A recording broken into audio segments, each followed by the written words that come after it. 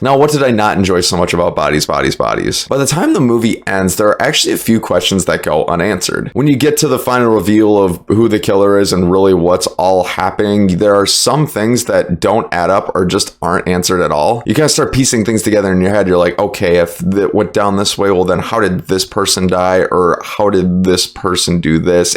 Some of those questions do just get kind of glossed over. And although it doesn't really take away the satisfaction from the overall experience, it's still an unanswered question nonetheless that I'm still thinking about now. And I watched the movie about 24 hours ago. And although this movie provides a really awesome experience, it's not one that's super unique or memorable. Like 2-3 years down the road, I have a feeling that I'm not going to remember this movie very well. And the overall whodunit nature of this is something that I've inevitably seen before in films like Death on the Nile, Murder on the Orient Express. And it's not to say that this movie is the same as those other aforementioned two, but the same overall gist is there. Somebody ends up dead, you gotta find out who the killer is. This film just adds a small twist to that and adds in more Gen Z elements and things that are more appropriate of the current times. Which brings me to my last con, which is I'm concerned about this film's relevancy over time. As I mentioned earlier, there's a lot of Gen Z tropes and a lot of phenomenon that relate to time as it is right now in 2022. But I have a feeling if you watch this 10 years from now, you're gonna be like, this doesn't quite hold up because those were all definitely things from 10 years ago. Some of the slang, some of the lingo, some of the things like Tinder, they're all mentioned in this movie, and I think that over time, those are going to kind of get stale, and it's going to be really noticeable and stick out like a sore thumb. Does it hurt the experience right now as you're watching it? Probably not. Will it hurt 10 years from now? At least a little, I'd imagine. I don't know. I'm not a fortune teller.